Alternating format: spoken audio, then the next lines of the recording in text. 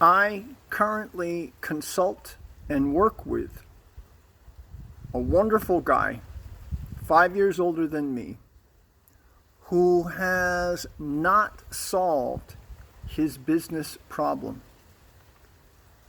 And his business problem is very interesting to me. And I have identified one of the big areas where the problem cannot be solved in the way he is trying to attack the problem. Here is someone who is not much of a listener, someone who is on the surface quite accomplished in his field of interest, which is conservation of wild land. And I want to give just one example. You may or may not find it to be significant, but I want to give one example of how his brain fails to work. And the reason I want to give this example is because this is the type of example in different sizes, shapes, and flavors that I encounter time and again.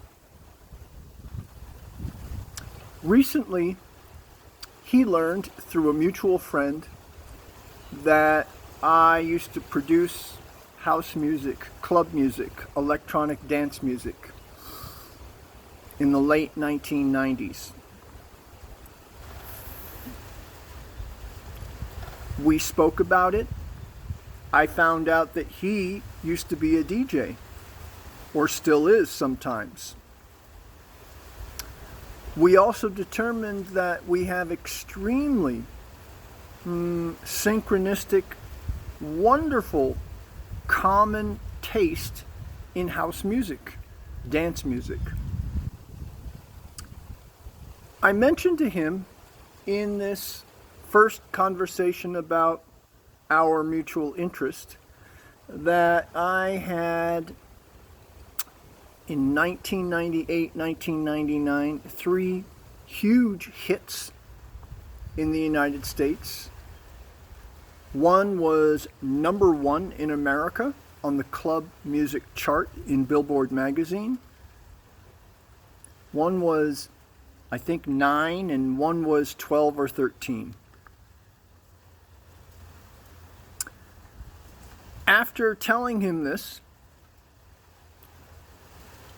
my buddy, collaborator, who I am paid to consult with, launched in on a 45-minute monologue about art history and music history. Now, by the way, I don't run into people every day who have created and produced a number 1 song in America in the field of club music. I don't run into people like that very often. I'm not saying that I'm special or superior, by the way. I'm just saying that when was the last time you or I ran into someone who did that? So, if you were into club music, it's a passion of yours, you find out that a friend and colleague sitting next to you has created and produced a number 1 club music song in America, you start talking about yourself. Don't ask him a single question about his music, and launch into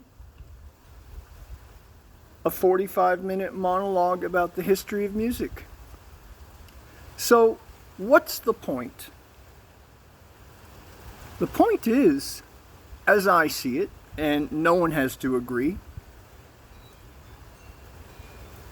why the hell would I start talking about my own dead ideas? That's not very nice of me to say. Dead ideas that I learned in some school somewhere, where I literally have someone pretty close to a music legend sitting at my table. I just want to say that this is not the only example. And in this series of videos, I will try, without sounding overly arrogant, I hope, Fila, my beautiful dog, to give examples of how the universe presents on a silver platter new important clues and information about things that interest us. The universe presents people who can be a resource,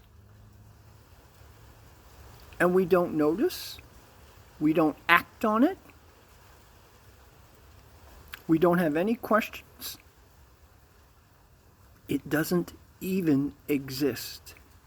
And then we wonder, as a society and as individuals, why don't I love my life? And why am I stuck? My job in these videos is to demystify what the fuck is going on in our heads that stops us, you, me, from having an amazing, meaningful, important life.